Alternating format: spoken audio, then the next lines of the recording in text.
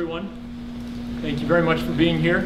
My name is Dan Weeks. I serve as Executive Director of Open Democracy, a nonpartisan nonprofit organization based here in Concord. And we're pleased that you've joined us for the release of our first ever Open Democracy Index for New Hampshire.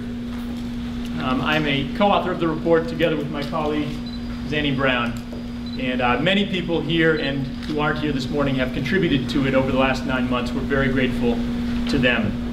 Also grateful to have State Senator Dan Feltus here and Ben Cohen of Ben & Jerry's, as well as a number of other people who we will introduce and ask to say a few words.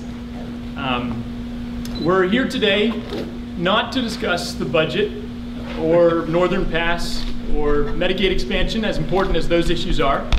We're here to discuss what I would argue is an even more elemental issue with the state of Concord and of democracy in New Hampshire. Like a lot of New Hampshire kids, I grew up in a small town, sitting in on town meetings, meeting presidential candidates and certainly local candidates, attending community suppers and forums and events.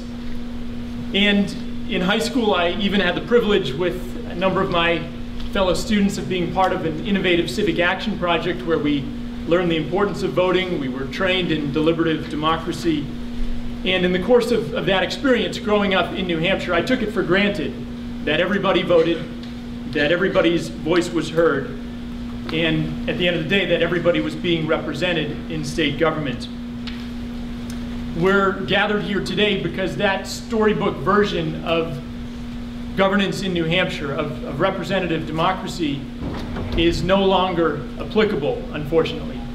We're gathered because the vast majority of New Hampshireites do not have those experiences for reasons that are partly within and partly beyond their control. In fact, today across New Hampshire, as the Open Democracy Index, which we are releasing, points out, fewer than 1 in 5 citizens consistently casts a ballot in our elections. Between 1 in 5 and 1 in 10 citizens participates in other basic forms of civic engagement and is able to demonstrate civic knowledge, knowing the names of their elected representatives. Only 1 in 100 New Hampshire citizens contributes any amount of money to our political campaigns at a time when the cost of campaigns is skyrocketing to more than $100 million in the 2014 election. And just 1 in 2,000 citizens in New Hampshire contributes meaningfully to political campaigns, providing a majority of all the money that funds our politics. In spite of those funds, which come largely from out of state, the vast majority of our elections are consistently uncompetitive. And as the report also points out, women and people of color are grossly underrepresented in elective office. I could go on with statistics, and they are here in abundance in this new 40-page report. The Open Democracy Index is a first in New Hampshire. Over the past 9 months, our team at Open Democracy and many advisors has been compiling and analyzing the data, all of the available data on 6 core dimensions of democratic health. Those are voting, civic engagement, election funding, lobbying, electoral competition, and diversity of representation. Using the most objective standards we could devise, we've designed a grading system specific to New Hampshire, which we intend to use in coming years, beginning today, to measure the health of our democracy here in the Granite State. The grades, as you see on this chart next to me, range from B to F, and unfortunately there is a preponderance of Ds and Fs with an overall average of D-. That is not to say that there isn't a lot that is right with democracy in New Hampshire, that there aren't opportunities for kids like me when I was privileged in high school to begin to find my own voice, and for others, many people gathered here today who choose to overcome whatever odds they may face, who are encouraged by parents or teachers or others around them to make their voices heard. There are indeed opportunities for that, but in too many respects, we are falling far short of the ideal of a representative democracy. Our purpose here today is to spark a wider, a statewide dialogue about one of the most basic questions we can ask in public life. Are we being represented? Are our voices being heard? Can we participate fully in the life of our community? We're honored that you've all joined us today, and I'm especially honored that 3 members of the Open Democracy Advisory Board have agreed to come and speak. Each of them brings considerable personal experience about some of the core dimensions that we are analyzing in the report. And so in addition to sharing a few highlights from the report, we've asked them to speak a little bit more broadly about their understanding and their experience with respect to 3 of the most important dimensions. Those advisors are John Rao, the founder of Americans for Campaign Reform, formerly a nominee for U.S. Senate, Brad Cook, a partner at Sheehan Finney Law Firm, who has also had extensive experience in public service in New Hampshire, and Jim Rubens, a former state senator and recently a candidate for U.S. Senate here in New Hampshire. And I'd like to ask John Rao to come up first and to speak about the third very important dimension, that of election funding. John. Thank you, Dan. Dan and the team at Open Democracy have done an excellent job in providing our state with a well-documented and thoughtful report on the state of our democracy here in New Hampshire. Bottom line, the trends reflected threaten New Hampshire's long-standing democratic tradition. Now, regarding election funding, as the report indicates, there are 3 principles that are fundamental for a healthy democracy. First, all citizens should have an opportunity for their voices to be heard, which requires minimizing the ability of special interests to influence policies. Yet, a fraction of 1% of the state's population now provide the lion's share of campaign funds. In 2014, of the $106 million spent in all of our elections, 61 of those 106 million were spent by independent super PACs, where big donors are the primary funders. And as the Brennan Center report indicates, and is included in this report, 41% of our citizens believe their votes do not matter much because those big donors have so much influence on policy.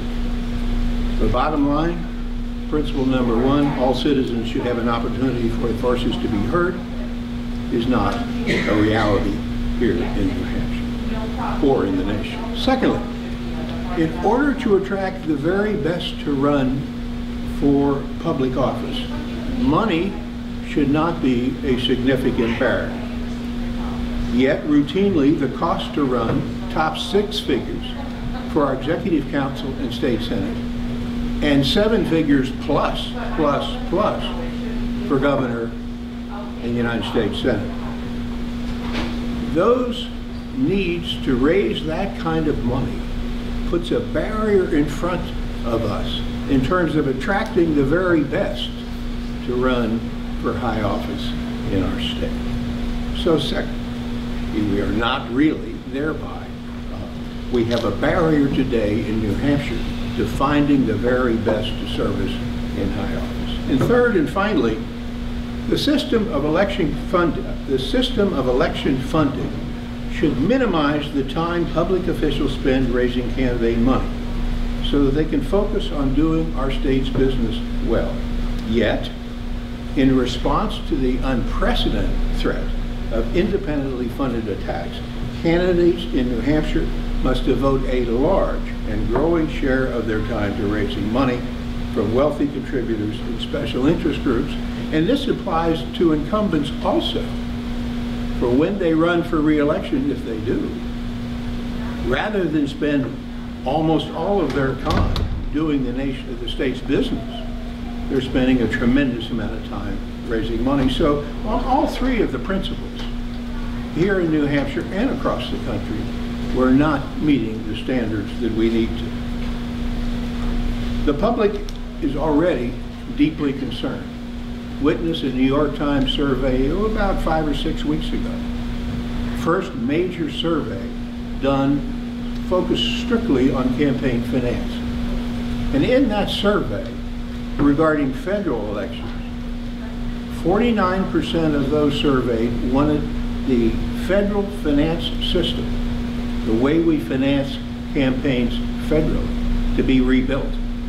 And another 36% wanted the federal system changed. So you have 85% of the citizens in that poll, plus or minus 4%, wanting to see dramatic change in the way our system of financing elections is funded. I believe that applies here in New Hampshire also. Finally, reform will happen when the public recognizes that our future is at stake and demands, and the public demands, their elected officials act. Thanks so much, and thanks for the great job that you all at Open Democracy have done. Thank you. Thank you, John.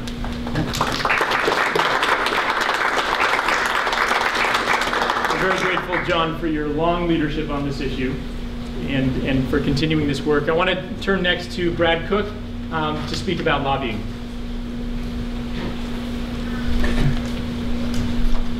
Or anything else he wants to talk about. Good morning. My name is Brad Cook, and I've, for 43 years, practiced law in New Hampshire. For many of them, also served as a lobbyist across the street and in this building. Before I talk about lobbying, I thought I'd talk a little bit about the part of the report that talks about civic education. Because the big themes in this report, and the report is really interesting, are the influence of money, especially money that comes from concentrated sources, and participation by the public in the processes of democracy. And one of the things that it stresses, and that I've been involved in at the behest of Justice Souter, is civic education.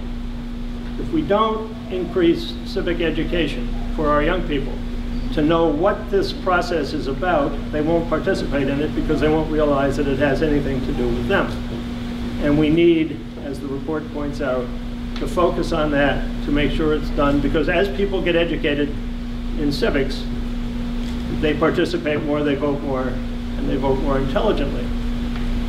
I was talking about this report with my wife last night, and she said, okay, so you want everybody to vote, even the dummies who don't know anything about what's going on. I said, that's not the point. We don't want there to be dummies who don't know of anything that's going on. It's the wrong question. So, but it's an interesting mind game if you want to play it. So civic education, even though it's not one of the things that the three of us are talking about specifically, is something everybody should focus on all the time. So let's talk about lobbying. As I mentioned, I'm a recovering lobbyist. I spent a long time lobbying. In fact, at one point, I was lobbying for 3 clients, primarily the Roman Catholic Bishop of Manchester, on very interesting topics like end of life and different things. Canopy Lake Park and American Express. And I would go to hearings, and chairmen of committees would look at me and say, why is the Bishop of Manchester interested in roller coasters? And I'd have to explain to them that I was representing a different client. In New Hampshire, lobbying is an honorable profession. There's nothing wrong with lobbying. We don't fund our 424 legislators sufficiently to have them have staffs that can get them information. And a primary way they get information is from lobbyists. It isn't truism, but it's also true in New Hampshire that a lobbyist only gets one chance to lie to a committee. Because once their credibility is gone, they're gone. There's a huge difference, both in terms of money and numbers, between Washington lobbyists and New Hampshire lobbyists. Yet, money is creeping into New Hampshire lobbying as well. So what do we do about it? We can't eliminate it. We shouldn't eliminate it. It performs a function. We need 2 things.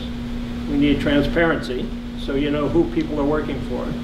You get to, everybody who runs around this building and that building in an official capacity gets to wear a badge. Reps wear black ones, senators wear green ones, and lobbyists wear something with the charming title, Hunter Orange. and you wear these orange badges so they can see you coming. But you need more than that. That identifies you as a lobbyist. But the reports that are filed tell for whom do you work, how much money are you being paid, and the more often those are done and the more available they are both to legislators and to the public, the better off we are, because the more transparent the process is. And it's getting better, and those things are available online, and that should continue. There are a couple of facts you should know about. Fact one, lobbying resources are highly concentrated, and the top 58 lobbying clients, 12.9%, spent a majority of lobbying dollars in 2014, averaging $88,580 each. That's to influence the New Hampshire legislature. People don't spend money just to do good. People generally spend money to make money. Now, there's nothing wrong with making money, and there's nothing wrong with advocating positions that you think are right. But the legislators and we, the people, need to know who's paying it and for whom and for what. Second fact, the top 10 lobbying clients spent $1.8 million and were all headquartered outside New Hampshire or as subsidiaries of out-of-state entities. 81% of the total spending was from business. Nothing wrong with that, but we need to know who they are and what they're doing. Two of the biggest in the last legislature, as you probably all know, were the advocates of expanded casino gambling and advocates of energy projects. I happen to be violently opposed to the former and relatively in favor of the latter. But I need to know who's spending what, to know why they're spending it and what they're going to get for it. So as we go forward, we need, in terms of lobbying, to distinguish and educate people on what the lobbying function is in New Hampshire. It's an honorable profession. In full disclosure, my law firm has a subsidiary that's one of the biggest lobbying firms here. But also, we need to figure out where the money's coming from and what they're getting for it. There's no way to buy 424 people. There are certainly ways to influence them. I suspect if I were a legislator, and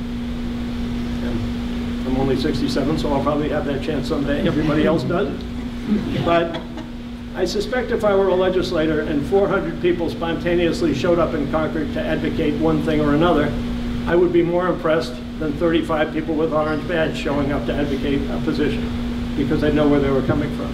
That's the kind of stuff people need to know. I join with John and Jim in congratulating Dan and Open Democracy for this report. Keep it up. Thank you very much. Thank you so much, Brad. And before turning to our last speaker, I want to mention that as part of the report, in addition to the 40 pages of research that we are releasing today, we're very proud to be teaming up with the Nashua Telegraph on a new online searchable database of lobbying expenditures. As Brad pointed out, there is mandatory disclosure on a quarterly basis of all registered lobbyists. However, it was a project, as my colleague Zanny can attest, worth hundreds of hours to go through those thousands of PDFs and to manually enter them into this database. For a citizen to actually penetrate the existing disclosures, they need to invest huge sums of time and have quite a bit of expertise. So we're very excited to present this and very grateful to the Telegraph for taking on this piece of the project to take our database and make it available in the searchable online form, which is a first for New Hampshire. I want to turn finally to a former state senator, a candidate for U.S. Senate, who's been a leader in these halls for many years on a variety of issues, and ask you, Jim Rubens, to speak a little bit about another key dimension, electoral competition, as it also relates to campaign finance. Thank you. Just to indicate how impure all of us are, at one time in the past, for many years, I've hired Brad's firm to lobby organizations that I run. Good choice. Thank you, Brad. Good choice. Yeah, good choice. So also I'd like to contradict Dan on speaking about particular clients and particular interest groups in the state, because the system we've got here right now, the money system, the concentrated money system, leads to policy outcomes, and one can be specific about them, which I will. So what we've got right now is we've got a system where there is insufficient competition in elections, particularly for in cases where there's an incumbent running. You can see in races for governor where there is an incumbent in office, how extraordinarily small and light the amount of competition is. You can see this in races for state senate. We have incumbents outspending challengers by 3 to 1. We have a 95% re-election rate for state senate. We have races now. We had one recently that went up to the total cost of $450,000 for a state senate race. So what we've got is a system where there is insufficient amount of competition, and what that means, there's insufficient choice for voters, and that could lead to low voter turnout, because all of the issues that need to be aired, the diverse policy options that could be aired and debated and weighed by voters, are not weighed. This is the direct consequence of the concentrated money system, where money flows to incumbents, and the money typically coming from entities that have interest in policy outcomes in the state. So what this does is it slows down the process of educating the public. It slows down the process of resolving issues that confront the state. And you can see this I'll just use these couple of examples, again, contradicting Dan. We can see this, for example, in the way that Northern Pass is being handled.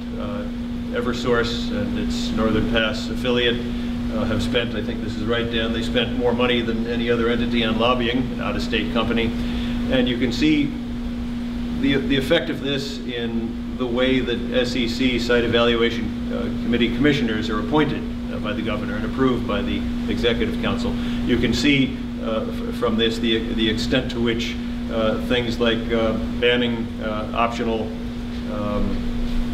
transmission lines can't seem to get through the state senate. You can see this in terms of bills that would enable the state to create a right-of-way for this transmission facility, this needed transmission, to be built on state right-of-ways. You can see the difficulty of a bill like that making progress through the legislature. I believe this is a direct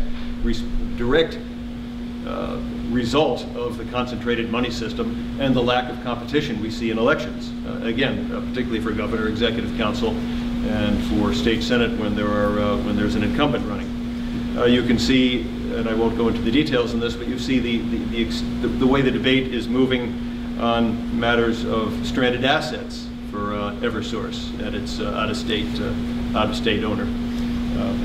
You can see the distortion in the debate on that matter. A gentleman who walked through the room here who led that fight over in the House, he's gone now. You can see the impact on this. Another issue that bothers many of us who are Republican, particularly conservatives, is the Medicaid expansion issue. You can see the extent to which, in races for governor and state senate, this matter being distorted in a way that may not reflect the extent and breadth of the necessary debate to resolve this issue. So again, to just summing this thing up really briefly, concentrated money system means that we have insufficient choice in elections. It means that issues are not aired. It means that the public is not as interested as it should be or would be if the issues were fully aired, and so that people with diverse points of views as voters could thereby come out and vote for people who might represent their point of view better. And this would accelerate the resolution of long-standing challenges we have here in the state that don't seem to get resolved decade after decade. So thank you, Dan, for leading the charge and getting this report done in all of its 40 pages. Pour through the data. Thank you very much.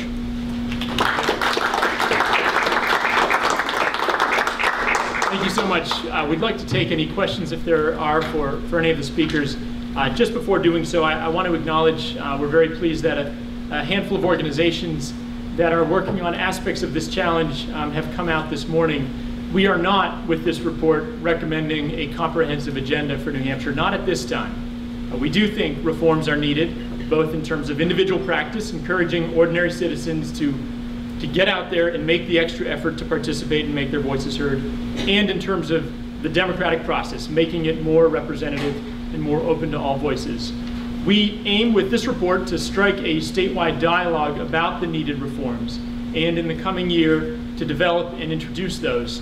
But there are, of course, a lot of good ideas out there, and I'm pleased that Arnie Alpert and Olivia Zink of the American Friends Service Committee, who work on a variety of issues in the State House here, including the issue of money in politics through their Governing Under the Influence project, are here.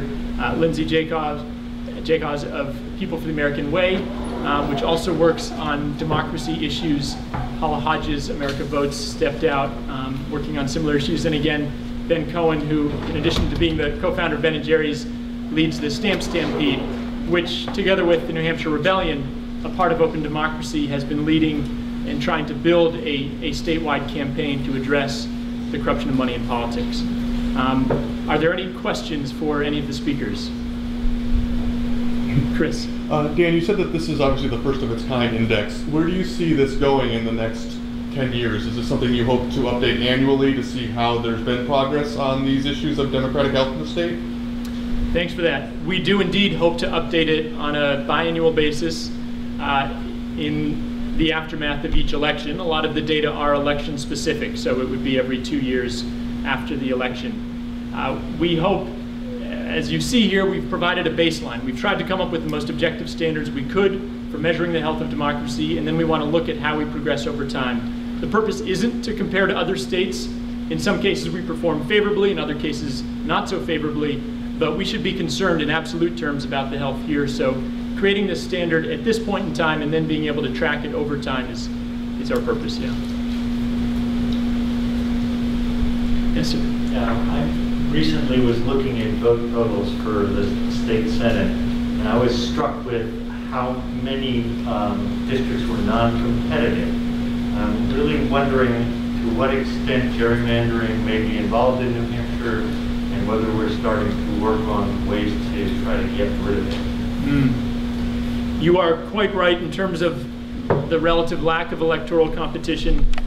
In the 70% of state races in which the incumbent ran for re-election last fall, 83% of state reps, 95% of state senators, all of the executive councilors running for re-election, and the governor were re-elected. They enjoyed on average a 2-to-1 funding advantage, or a 3-to-1 funding advantage in the Senate. I do believe, from looking at the latest redistricting process, that where some significant changes were made, especially in state senate and executive council districts, that contributed to this lack of competition. We also point out in the report that the vast majority of races are relatively uncompetitive. In other words, the winner wins by more than 10 points. So I think that is a factor, and reforming, doing away with gerrymandering, moving toward a nonpartisan commission is one of the key proposals that we hope to introduce as part of a package. Dan, I may just add that I think the money barrier is part of why we have the number of uncompetitive Senate races that we do. As Jim mentioned, one Senate contest costing $450,000, several in the 6 figures. That's certainly a disincentive to someone who might otherwise have the qualifications, but not access to the money. Brian? Probably because of the primary, the presidential primary. New Hampshire has sort of a reputation for political sophistication and engagement. And what do you think that this report says about that? I think it is absolutely the case that New Hampshireites are more aware of politics, and especially presidential politics. You know, coming out of last fall's election where $106 million was spent, most of it on TV ads, everybody's seen the candidates' faces and can probably recite the negative attacks against them ad nauseum. So I think there is a basic level of political knowledge that permeates our state that you can't get away from, as a lot of people probably would like to get away from in the case of these negative ads. Unfortunately, we just don't see it translating into deeper and more consistent political participation. Our turnout was higher than other states in 2014 at 47%. But in most elections, I mentioned at the beginning, only about 1 in 5 New Hampshireites votes consistently, and that's not much different from other states. So I think there's a general awareness, but I don't know that it's translating into meaningful participation, in part because of how those campaigns are run. Yes, there's something very unique about our retail presidential politics, but as we get into the fall, we expect to see, and word is that the TV stations will be sold out in a minute once they open up for sales. We will be so bombarded by attacks funded from out of state by groups that have little, if any, interest in New Hampshire issues, that I think, if anything, and reports show this, that creates a disincentive to political participation, because it just feels like you couldn't possibly break through, and it's all so negative. Yeah. Can you talk quickly about how you landed on these different grades? Because I mean, I see like a D in discussing politics, and on that same theme, you know, you'd think people in New Hampshire, I feel like we talk about politics as much as anybody. But Yes. So in the report, we go through the detailed methodology. We have avoided grading a number of areas discussed in the report for which there isn't much consensus about what the democratic norm or ideal would be. But in cases like civic participation, an A grade is between 80 and 100% of citizens engaging.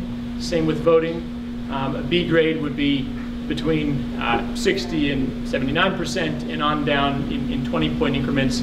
When we move from those relatively easy and accessible modes of participation to the more costly modes, funding campaigns in particular, we go from 20-point scale to a 10-point scale. We don't expect that 100% of citizens would ever be funding campaigns unless we move to a public funding system. So an A grade with funding is a 40% or above. An F grade is below 10% providing the funds. But again, that's laid out in a lot of detail in the report. Is there any evidence that public funding or greater transparency leads to an increased participation of the public or a more engaged electorate? There have been a number of studies done in recent years in the states and cities around the country that practice voluntary public funding of elections. New York City has done it for the longest now, since 1988. They have a multiple match on small contributions that citizens make. And a report that I recently looked at, and we are, as our next research project, analyzing the effects in the several states and cities that have these systems. But from New York City, I can say, from having recently looked at the numbers, that the distribution of funding and participation in funding of campaigns through small donations has radically expanded. Most of the money in New York City used to come from Manhattan, especially the Upper West and Upper East Sides. Now you see almost even distribution across all 5 boroughs of New York City, and small money, small donations of $200 or less is the primary driver of campaign funds. We've seen similar results with a broadening of the pool of funds, more diverse representation in who makes those contributions in the states. It's a little while since I've looked at the latest numbers, but Arizona, Maine, and Connecticut have systems of citizen-funded elections where there's small donations and matching public funds for qualifying candidates. So from the couple of years experience we have in those states and about 30 years in New York City, 35 years, there is a lot of evidence that it's increasing participation and changing the pool of candidates who can run and the issues that they represent once in office. Yeah, can I take a crack at that one also? This is outside of this organization, but I also sit on the board of Take Back Our Republic, which is a conservative organization involved in advancing the cause of changing the campaign money system. And this organization has polled conservative and libertarian activists in about half of the states in the country. Remarkably, it turns out these are conservative and libertarian political activists. About half of them support a system of public financing through tax credits or vouchers. And then to get into the T word, if you're a Republican, you know what the T word is all about. If you look at the phenomenon there, you see people across the political spectrum who lean Republican or independent abandoning some of their very closely held views on things like abortion and taxes and lining up, at least temporarily, behind the T, the Trump. And I think it's as a direct result of the fact that he can announce to the world very credibly, I'm completely independent of the system, and the system is the money system that he's talking about. He said this overtly in the campaign trail, and people rallied to the cause of a candidate who is not muzzled by that system. Jim and Dan, I might just also add that in the 3 states that Dan mentioned,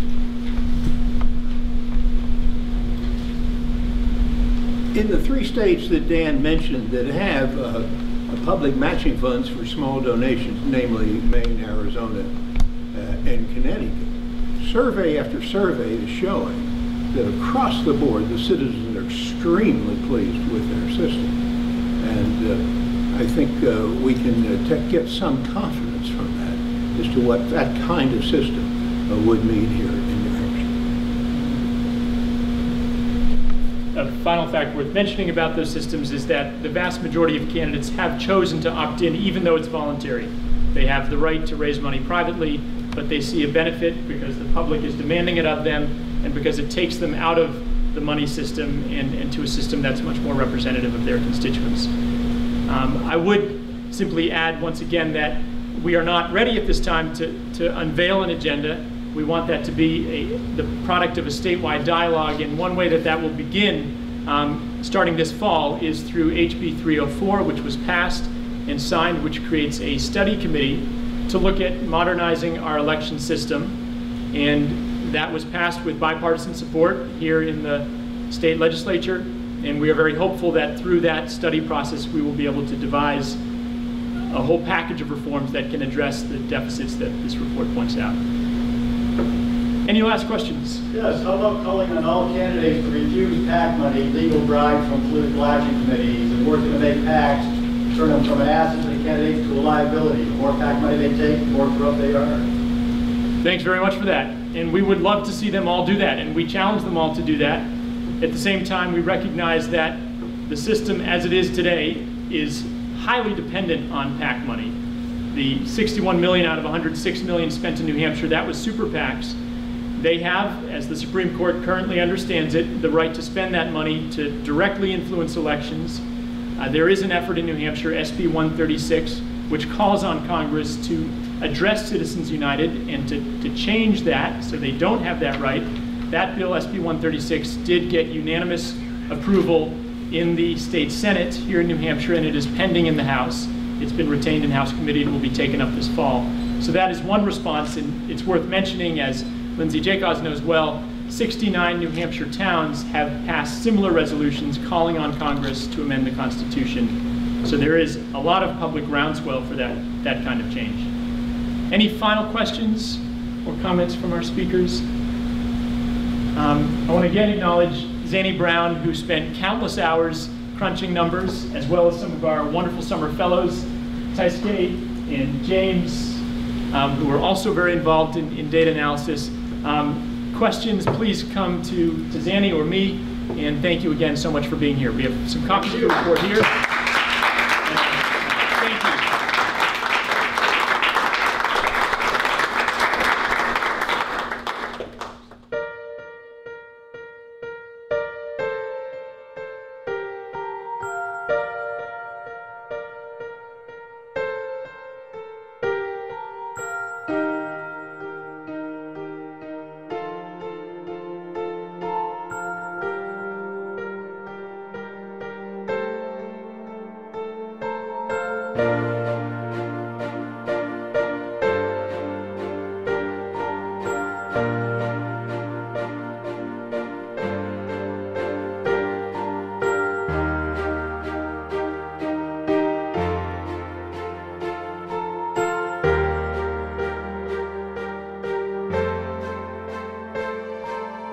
Thank you.